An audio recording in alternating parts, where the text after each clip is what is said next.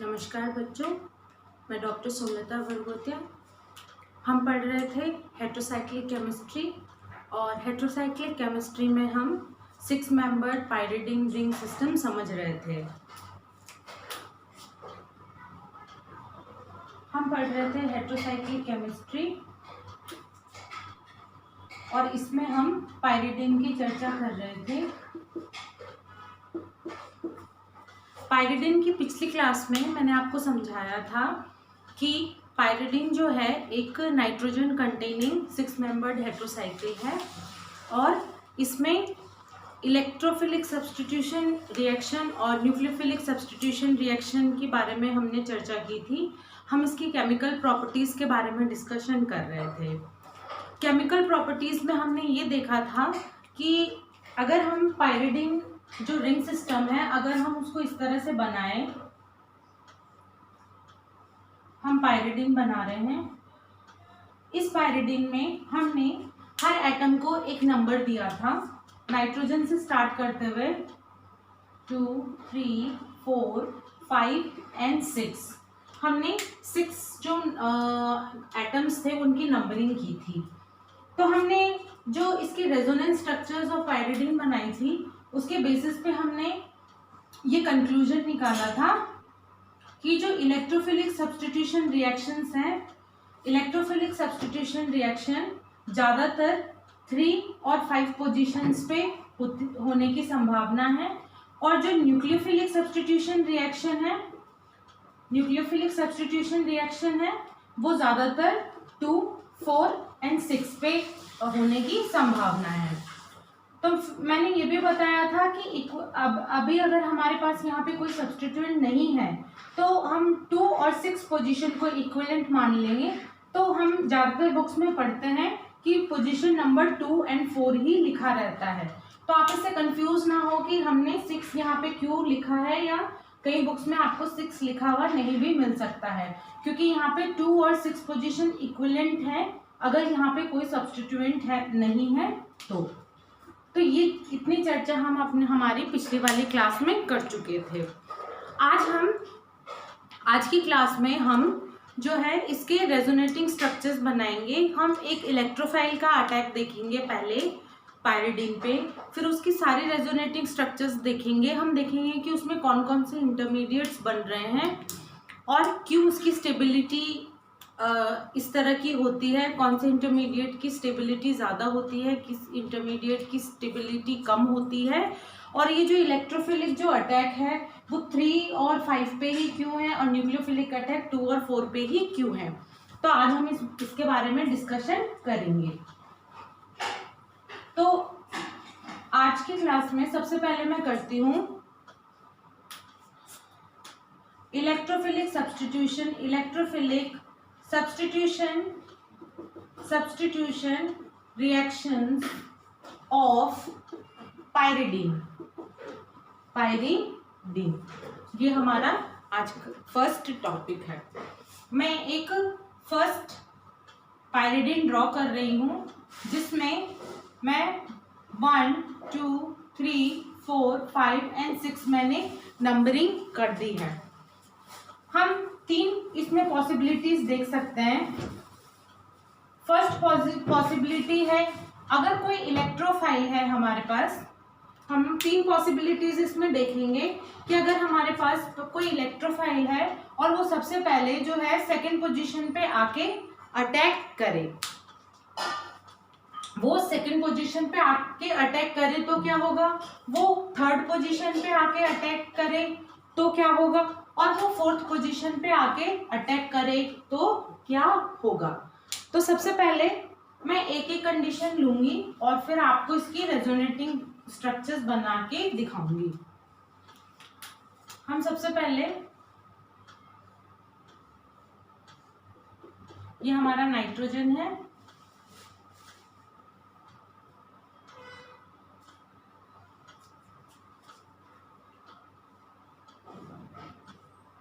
ये हमारे पास heterocyclic ring है और ये हमारे एटम्स है। ठीक है, इस पे हम इलेक्ट्रोफाइल का अटैक करा रहे हैं, यानी हमारे पास पॉजिटिव चार्ज रिंग पे अटैक कर रहा है। मान लीजिए हम सबसे फर्स्ट अटैक करवा रहे हैं C2 पे, हम सबसे फर्स्ट अटैक जो करवा रहे हैं वो करवा रहे हैं C2 पे। तो क्योंकि इलेक्ट्रोफाइल आके जुड़ेगा, इलेक्ट्रोफाइल एक पॉजिटिव रिएक्टिव स्पीशीज है, तो इलेक्ट्रॉन का शिफ्ट है जो वो इस साइड होगा। इलेक्ट्रोफाइल एक पॉजिटिव स्पीशीज, रिएक्टिव स्पीशीज है, तो वो वहां अटैक करेगा जहां पे ज्यादा नेगेटिव चार्ज है। तो इसके लिए पाई इलेक्ट्रॉन का शिफ्ट होगा C2 कार्बन पे। C2 कार्बन पे शिफ्ट होने की वजह से C2 कार्बन पे नेगेटिव चार्ज आएगा और यहाँ पे पॉजिटिव चार्ज आएगा, यानी इलेक्ट्रोफाइल यहाँ आके जुड़ जाएगा, बाकी के pi electrons as it is रहेंगे और यहाँ पे पॉजिटिव चार्ज जनरेट हो जाएगा। ठीक है, ये हमारी फर्स्ट इंटरमीडिएट स्पीशीज बन रही है। इसके बाद हम अगर इसमें रेजोनेंस करवाएं तो ये पाई इलेक्ट्रॉन्स इधर शिफ्ट होंगे और ये पॉजिटिव चार्ज इधर शिफ्ट हो जाएगा। तो ये पॉजिटिव चार्ज इधर, ये इधर, ये इधर और ये E एंड H। ठीक है बच्चों, इसी तरह रेजोनेंस में आगे हम बढ़े तो ये पाई इलेक्ट्रॉन शिफ्ट इधर होंगे एंड हमें नेक्स्ट जो E एंड H और फिर हमारे पास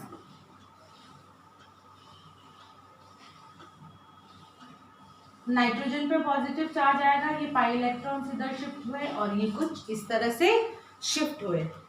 ठीक है बच्चों, तो फर्स्ट में हमने रेजोनेटिंग स्टार, अगर हमने C2 पोजीशन पे इसका अटैक करवाया है तो पाई इलेक्ट्रॉन का शिफ्ट टुवर्ड्स C2 कार्बन होगा ताकि इलेक्ट्रोफाइल इस पे आके अटैक कर सके। अब जैसा कि हम देखते हैं कि ये जो स्ट्रक्चर है ये बहुत ही अनस्टेबल स्ट्रक्चर है। ये अनस्टेबल स्ट्रक्चर इसलिए है क्योंकि नाइट्रोजन पे जो है वो पॉजिटिव चार्ज आ रहा है। हम क्या देख रहे हैं कि जो पाई इलेक्ट्रॉन का शिफ्ट है उधर जाने की वजह से नाइट्रोजन पे है पॉजिटिव चार्ज आ रहा है, और एक ऐसी स्पीशीज जिसमें इलेक्ट्रोनेगेटिव एटम के ऊपर पॉजिटिव चार्ज हो वो हाईली अनस्टेबल रहती है। अब हम करवा रहे हैं C3 कार्बन पे अटैक। हम करवा रहे हैं नेक्स्ट अटैक जो है वो है हमारा C3 कार्बन पे इलेक्ट्रोफाइल का अटैक। नेक्स्ट कार्बन जो हम अटैक करवा रहे हैं वो है C3 कार्बन पे इलेक्ट्रोफाइल का अटैक। अब C3 कार्बन पे अगर इलेक्ट्रोफाइल अटैक करेगा तो इलेक्ट्रॉन का जो शिफ्ट है वो टुवर्ड्स C3 कार्बन होगा, क्योंकि यहाँ पे नेगेटिव चार्ज जब एक्यूमुलेट होगा, कार्बन पे डेंसिटी बढ़ेगी, तभी जाके जो पॉजिटिव आयन है वो नेगेटिव के पास जाने की कोशिश करेगा। तो फिर इससे जो रेजोनेटिंग स्ट्रक्चर बनेगी वो कुछ इस तरह की बनेगी। इससे जो रेजोनेटिंग स्ट्रक्चर बनेगी वो कुछ इस तरह की बनेगी। ये देख लीजिए कि यहाँ पे पॉजिटिव चार्ज और थर्ड कार्बन पे E+H। तो ये जो हमारा है फर्स्ट जो रिएक्शन इंटरमीडिएट है ये बन रहा है। ठीक है, इसके बाद की जो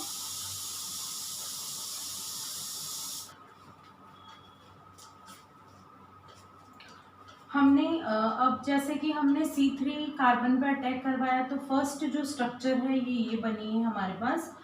अब हम इस स्ट्रक्चर में जो है क्या है रेजोनेंस करवाएंगे। इस स्ट्रक्चर में रेजोनेंस के लिए हमें इन पाई इलेक्ट्रॉन्स को इधर शिफ्ट करना होगा। हमारे पास ये है C3 कार्बन पे अटैक, ये नाइट्रोजन है, क्योंकि ये पाई इलेक्ट्रॉन्स इधर शिफ्ट हो गए हैं तो इस कार्बन पे पॉजिटिव चार्ज, ये पाई बॉन्ड इधर, ये इधर और ये इलेक्ट्रोफाइल एज इट इज। तो हमारी नेक्स्ट रेजोनेटिंग स्ट्रक्चर ये बनी है। अब नेक्स्ट फिर से हम जो है इलेक्ट्रॉन का शिफ्ट इधर करवाएंगे।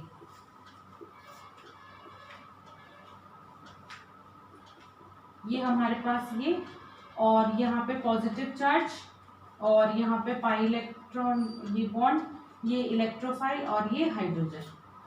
तो ये जो शिफ्ट है ये कुछ इस तरह का हमें दिखेगा।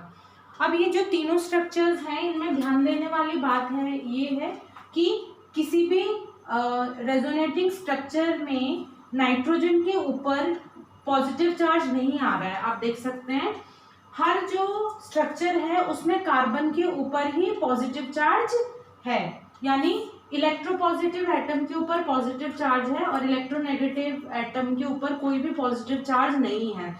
मतलब इसकी जो रेजोनेटिंग स्ट्रक्चर्स बनी हैं वो मोस्ट स्टेबल रेजोनेटिंग स्ट्रक्चर्स बनी हैं। अब हम इसको लास्ट एक C4 पे भी अटैक करा के देख लेते हैं कि क्या इसी में भी यही कंडीशन बन रही है हमारे पास। जब हम C4 पे अटैक करवाएंगे इलेक्ट्रोफाइल का, तो हम ये कुछ इस तरह से चेंज करते हैं। ये इलेक्ट्रोफाइल है, ये इलेक्ट्रोफाइल है हमारा, और हम इसको C4 पे अटैक करवाएंगे। जब हमने इस इलेक्ट्रोफाइल को हम C4 पे अटैक करवा रहे हैं, यानी ये इलेक्ट्रोफाइल का अटैक इधर होगा। जब ये इलेक्ट्रोफाइल का अटैक इधर हो रहा है, यानी ये पाई बॉन्ड का जो शिफ्ट है वो इधर होगा, तभी इस पे चार्ज डेंसिटी बनेगी और इलेक्ट्रोफाइल इस कार्बन पे अटैक कर पाएगा। तो इसका मतलब हमने ये देखिए नाइट्रोजन के ऊपर लोन पे, और जैसे ये पाई बॉन्ड इधर शिफ्ट होंगे 5th कार्बन पे पॉजिटिव चार्ज, और ये इलेक्ट्रोफाइल एज इट इज। बाकी के पाई बॉन्ड हम ऐसे ही बनाएंगे, ठीक है बच्चों। उसके बाद नेक्स्ट स्ट्रक्चर में जब ये पाई बॉन्ड इस तरह से रेजोनेट करेंगे, तो इस स्ट्रक्चर में हम देख सकते हैं कि नाइट्रोजन के ऊपर नेगेटिव चार्ज जनरेट होगा। ये नाइट्रोजन है, इस पे पॉजिटिव चार्ज। जब हम नेक्स्ट स्ट्रक्चर बनाएंगे तो हमें दिखने को मिलेगा कि इस पाई बॉन्ड की शिफ्ट के कारण नाइट्रोजन पे पॉजिटिव चार्ज जनरेट हो रहा है। ये E, ये H, और ये पाई बॉन्ड इधर और ये पाई बॉन्ड इधर, और हमारे पास नाइट्रोजन पे एक पॉजिटिव चार्ज है। इसी को वापस रेजोनेट करेंगे हम, तो नेक्स्ट स्ट्रक्चर में हमें दिखेगा कि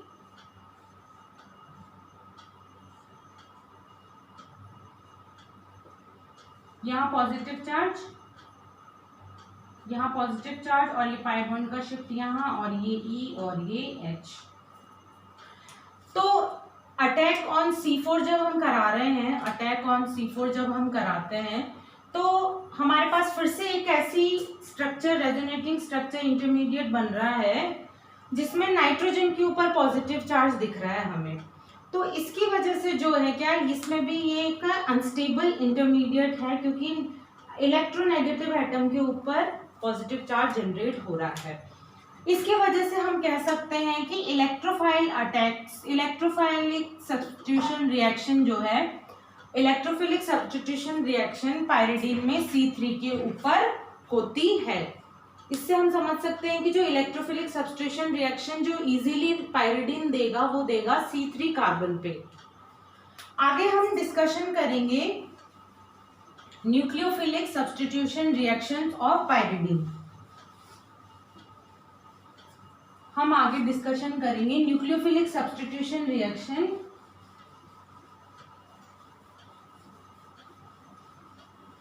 इसी तरह से हम बात करते हैं nucleophilic substitution reaction in pyridine. मान लीजिए हमारे पास ये है पायरिडीन है, ये N है, ये U, ठीक है। इसके ऊपर हम न्यूक्लियोफिलिक अटैक करा रहे हैं, यानी 1 2 3 4 5 6 हम न्यूक्लियोफाइल का अटैक करा रहे हैं। इस पे C2 पोजीशन पे हम अटैक करा रहे हैं, सबसे फर्स्ट जो हमारा क्राइटेरिया है। तो इसमें इलेक्ट्रॉन जो पाई बॉन्ड का शिफ्ट है वो away from the nucleophilic attack होगा, यानी ये जो नाइट्रोजन है, ये जो नाइट्रोजन है इसकी तरफ इलेक्ट्रॉन्स आएंगे, इस कार्बन से अवे पाई बॉन्ड से जाएंगे पाई इलेक्ट्रॉन्स, तभी जो है यहाँ पॉजिटिव इलेक्ट्रॉन डेंसिटी बनेगी और नेगेटिव चार्ज यहाँ अटैक कर पाएगा। तो हम देखते हैं फर्स्ट जो रेजोनेटिंग स्ट्रक्चर इसमें बन रही है वो है N, यानी यहाँ नेगेटिव, और यहाँ न्यूक्लियोफाइल H, और बाकी सब स्ट्रक्चर्स एज इट इज। अब हम नेक्स्ट जो रेजोनेंस स्ट्रक्चर्स बनाएंगे उसमें हम इलेक्ट्रॉन शिफ्ट कर रहे हैं। कैसे करेंगे इलेक्ट्रॉन शिफ्ट? ये यहाँ पे और ये यहाँ पे।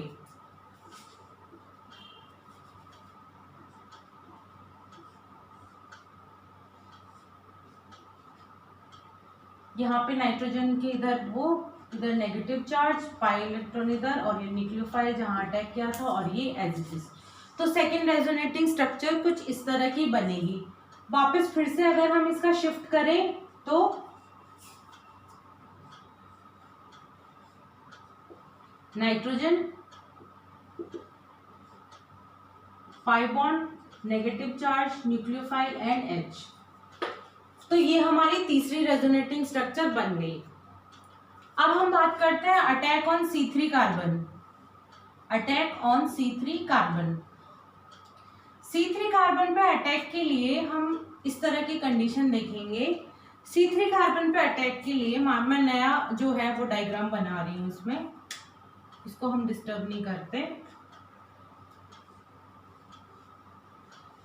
ये हमारे पास है पायरिडीन, और ये हमारे पास इसके डबल बॉन्ड। मान लीजिए मैं न्यूक्लियोफाइल का अटैक करा रही हूँ C3 कार्बन पे, तो न्यूक्लियोफाइल वहां तभी अटैक करेगा जब C3 पे electron charge density C3 carbon पे कम करनी पड़ेगी। कम करने की वजह से जो पाई इलेक्ट्रॉन है वो टुवर्ड्स C2 उस पर शिफ्ट हो रहा है, अवे फ्रॉम C2 कार्बन। तो इसकी वजह से हम ये देख सकते हैं कि हम इस तरह की फर्स्ट हमें रेजोनेटिंग स्ट्रक्चर मिलेगी कि न्यूक्लियोफाइल का अटैक ऑन C3 कार्बन, और पॉजिटिव चार्ज यहाँ पे, नेगेटिव चार्ज यहाँ ये, और यहाँ एज इट इज ये कंडीशन आती है। नेक्स्ट कंडीशन में जो हम बना सकते हैं नेक्स्ट रेजोनेटिंग स्ट्रक्चर, वो ये होगी कि ये चार्ज यहाँ और ये चार्ज यहाँ।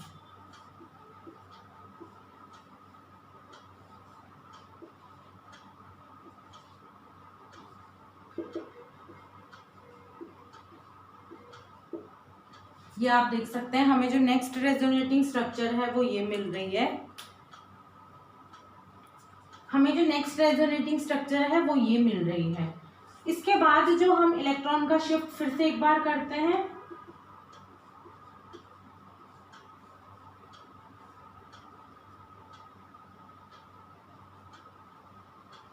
ये नाइट्रोजन, यहाँ नेगेटिव चार्ज, ये पाई बॉन्ड इधर शिफ्ट हो गए, ये एज इट इज, और यहाँ न्यूक्लियोफाइल एच। ठीक है, तो ये था हमारा C3 कार्बन पे न्यूक्लियोफिलिक अटैक। अब हम ये देखते हैं कि जो 2 और 3 को अगर हम कंपेयर करें अटैक को, तो ऊपर हम देखते हैं कि एक इलेक्ट्रोनेगेटिव नाइट्रोजन पे नेगेटिव चार्ज जनरेट हो रहा है। इसमें हमारे पास एक स्ट्रक्चर बनी है इलेक्ट्रोनेगेटिव, उस पर नेगेटिव चार्ज जनरेट हो रहा है। पर जो C3 में अटैक हो रहा है उस पर C3 यानी पॉजिटिव इलेक्ट्रोपॉजिटिव एटम पे नेगेटिव चार्ज जनरेट हो रहा है, नेगेटिव चार्ज जनरेट हो रहा है। इसलिए हम जो मोर फेवरेबल जो अटैक मानेंगे वो मानेंगे हम ऑन C2 कार्बन। इसी तरह से हम C4 का भी एक बार ट्राई कर लेते हैं कि क्या उसमें भी उसी तरह की कोई स्ट्रक्चर बन रही है क्या। तो सबसे पहले हम ये देख लेते हैं, ये हमारे पास पायरिडीन है, और जो इलेक्ट्रॉन का शिफ्ट है वो अवे फ्रॉम C4 होगा ताकि नेगेटिव चार्ज जो है वो अप्रोच कर सके। ठीक है, न्यूक्लियोफाइल का जो अटैक है वो इधर होगा। फर्स्ट रेजोनेटिंग स्ट्रक्चर कुछ इस तरह की बनेगी, न्यूक्लियोफाइल H, यहाँ पे नेगेटिव, यहाँ पे ये, और एज इट इज नाइट्रोजन। ठीक है, फर्स्ट हमारी रेजोनेटिंग स्ट्रक्चर कुछ इस तरह की बनेगी। जैसे ही नेगेटिव चार्ज यहाँ रेजोनेट करेगा, ये पाई इलेक्ट्रॉन इधर से शिफ्ट होकर नाइट्रोजन के ऊपर नेगेटिव चार्ज जनरेट हो जाएगा।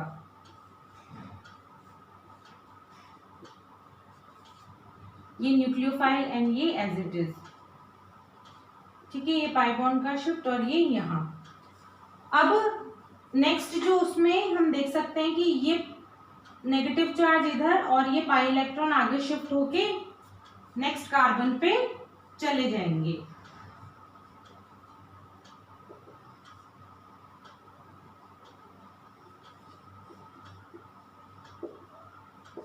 ठीक है बच्चों, तो ये हमारे पास इसके रेजोनेटिंग स्ट्रक्चर बन रही है। और इसमें इम्पोर्टेंट बात ये है कि यहाँ पे एक स्ट्रक्चर ऐसा है जिसमें इलेक्ट्रोनेगेटिव एटम के ऊपर नेगेटिव चार्ज जनरेट हो रहा है। ठीक है, तो न्यूक्लियोफिलिक अटैक से हमें ये पता चलता है कि इलेक्ट्रोनेगेटिव एटम के ऊपर negative charge is more favourable than electronegative charge on electropositive atom. तो इससे हम कंक्लूड कर सकते हैं कि न्यूक्लियोफाइल का जो अटैक है वो C2 एंड C4 कार्बन पे मोर फेवरेबल होता है इन पाइरिडिन। आगे के आने वाले क्लासेस में हम पाइरिडिन की केमिकल प्रॉपर्टीज की रिस्पेक्टिव केमिकल रिएक्शन से और चर्चा करेंगे, और इन स्ट्रक्चर्स को आप आगे भी प्रैक्टिस करते रहिए ताकि आपको रेजोनेटिंग स्ट्रक्चर्स बनाने में क्लियरिटी हो जाए। सो आगे की क्लास को हम ऐसे कंटिन्यू रखेंगे पाइरिडिन के साथ। Thank you.